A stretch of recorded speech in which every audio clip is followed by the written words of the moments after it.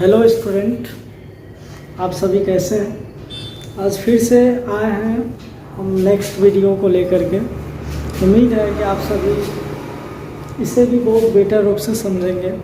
आज जो हम बात करने वाले हैं वह बात करने वाले हैं क्लाइनेफेल्टर सिंड्रोम के बारे में। मतलब ये एक प्रकार का जेनेटिक जो डिसऑर्डर होता है उसके बारे में। आखिर ये सिंड्रोम से क्या होता है, तो ये सिंड्रोम से क्या होता है तो हम लोग को पता है।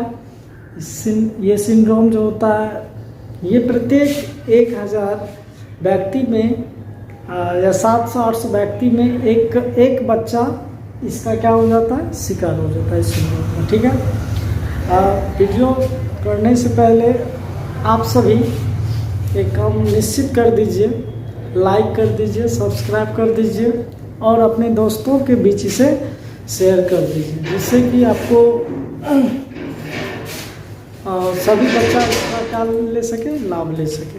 देखिए, आज का टॉपिक हम लोगों का क्लाइनेफेल्टर सिंड्रोम है, जो काफ़ी इम्पोर्टेंट टॉपिक है।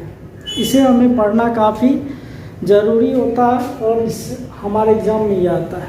तो आज हम लोग पढ़ेंगे कि लोग व्यक्ति जो होता है, हिजड़ा जिसको अपना लोग कहते हैं, ना ही वह मेल होती है ना ही फीमेल होती है, कुछ नहीं होती है, मतलब उसमें दोनों सेक्स ऑर्गन कोई भी विकसित नहीं होता। उसी के बारे में आज हम लोग चर्चा करेंगे। ठीक है, देखिए ये जो सिंड्रोम होता है क्लाइनेफेल्टर सिंड्रोम, ये ट्राइसोमी के कारण होता है। जब हम लोग म्यूटेशन चैप्टर पढ़ते हैं तो आपको उस म्यूटेशन में हम बताएंगे आप सभी को।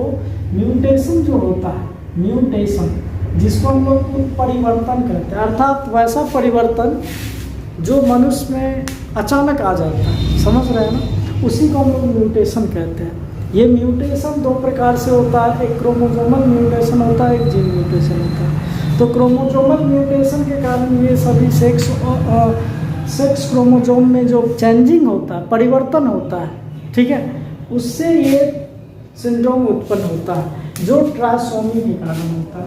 मोनोसोमी के जो इसमें जो म्यूटेशन होता है क्रोमोसोम के सेक्स क्रोमोसोम में, वह 4 प्रकार से म्यूटेशन करता है, जिसमें कि इसमें आपको ये तीसरा नंबर का होता है, जिसको हम लोग ट्राइसोमी कहते हैं। क्या कहते हैं? ट्राइसोमी। ठीक है, इसको हिंदी में कहते हैं क्या चीज़, एकाधिक सूत्रता, मतलब एक क्रोमोसोम अधिक हो जाता है, समझ रहे हैं ना।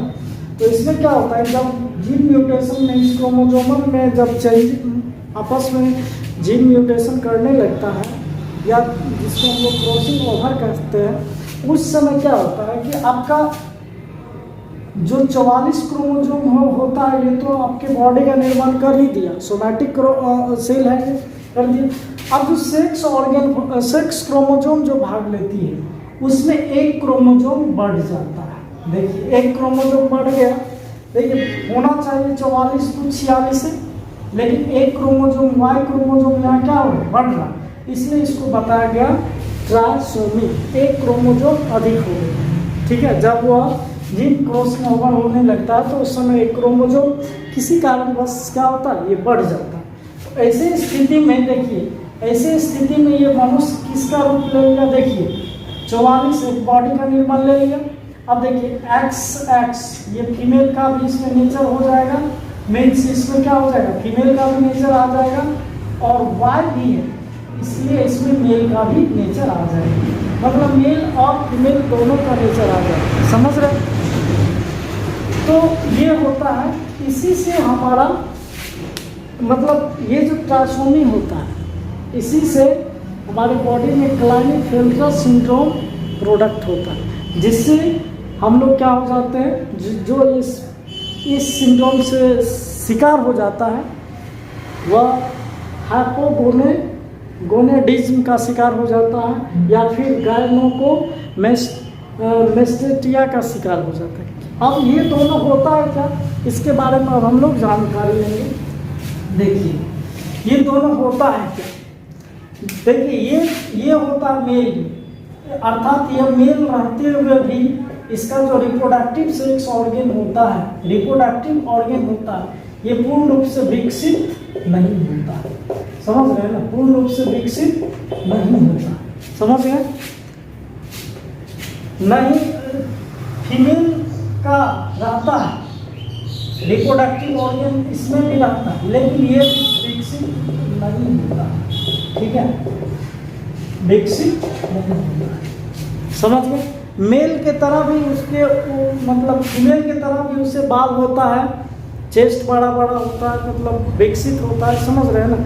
लेकिन जो गैमिट का जो निर्माण होता है, मेल जो स्पर्म का निर्माण करता है, इसमें स्पर्म का निर्माण करने की क्षमता नहीं होती है। नहीं, फीमेल में इसमें ओवम प्रोड्यूस करने की क्षमता होती है। समझ रहे हैं ना? तो देखिए, तो समझ गए? तो ये सिंड्रोम से जो प्रोड्यूस चाइल्ड होता है या मनुष्य जो होता है, कभी भी बच्चा को मीन्स चाइल्ड प्रोडक्ट क्या करती है? नहीं कर सकती है। समझ गए? इसी को हम लोग क्या कहते हैं, कौन से सिंड्रोम कहते हैं? क्लाइनेफेल्टर सिंड्रोम। बार बार हमारे एग्जाम में आता है, ये ऑब्जेक्टिव में भी आता है और शॉर्ट में भी पूछा जाता है कि क्लाइनेफेल्टर सिंड्रोम से किस मतलब कौन से डिसऑर्डर से होता है। तो हम लोग कह सकते हैं वह होगा ट्राइसोमी के कारण। किसके कारण? ट्राइसोमी के कारण। समझ गए? याद रखिएगा। और इसमें क्या होता है कि मेल गैमिट का निर्माण नहीं होता है, नहीं इसमें फीमेल गैमिट का निर्माण होता है, लेकिन इसका चेहरा जो होता है वह मेल से भी मतलब मिलता है, फीमेल से भी मिलता है। चेस्ट इसका स्तन जिसको अपना लोग कहते हैं, मेमरी ग्लैंड, ये भी बड़ा बड़ा होता है, विकसित होता है। मेल की तरह भी इसमें क्या होता है? शरीर स्ट्रॉन्ग रहता है। ये एक बात है, ये काफ़ी गुस्सेला स्वभाव का अपना लोग देखे होंगे, ट्रेन सब में चलते होंगे तो देखे होंगे, आप आती है और तालीस जो बात जाती है, पैसा जो लेती है 10-10 रुपया, जो भी होता है आप लोग देखे होंगे, सब इससे परिचित होंगे। ठीक है, इसी को हम लोग कहते हैं क्या चीज़? क्लाइनेफेल्टर सिंड्रोम। समझ गए?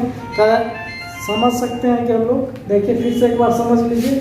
क्लाइनेफेल्टर सिंड्रोम जो होता है एक प्रकार का जेनेटिक डिसऑर्डर होता है, जो क्रोमोजोम के म्यूटेशन के कारण होता है। मीन्स क्रोमोजोम के नंबर में क्या होता है? चेंजिंग हो जाता है, उसमें एक क्रोमोजोम बढ़ जाता है, ट्राइसोमी। इसलिए इसमें क्रोमोजोम की संख्या, एक क्रोमोजोम बढ़ जाता है, तो क्रोमोजोम की संख्या कितना होगा? 47। समझ गए? क्लाइनेफेल्टर में क्रोमोजोम की संख्या 47। इसमें बढ़ क्या जाता है? वाई क्रोमोजोम, XY दोनों आ जाता है, इसलिए इसमें मेल और फीमेल दोनों सब कुछ रहता है। फीमेल का भी नेचर रहता है, मेल का भी रहता है, लेकिन मेल का जो मेल गैमिट स्पर्म होता है वो रिलीज नहीं कर सकता है, नहीं या फीमेल का ओवम रिलीज कर सकता है। सिर्फ इसमें जो ऑर्गन होता है वह अल्प विकसित होता है, काफ़ी कम विकसित होता है, इसलिए वो बच्चा प्रोडक्ट नहीं कर सकती है। ठीक है, ऐसे व्यक्ति काफ़ी गुस्सेला स्वभाव का होता है, समझ रहे? मूर्ख होता है। समझ रहे हैं ना? तो ये सभी चीज़ था, ये काफ़ी इम्पोर्टेंट है। उम्मीद है कि आप सभी ये सिंड्रोम को अच्छे तरह से समझ गए होंगे। जो भी दिक्कत होगा आप लोग निश्चित रूप से मेरे कांटेक्ट में रहिएगा, तो हम फिर से पुनः आप लोगों को बता सकते हैं। ठीक है, लेकिन आप लोग को एक बात कहेंगे ज़रूर कि आप लोग अपने पढ़ाई को हमेशा जारी रखिए। समझ रहे हैं ना?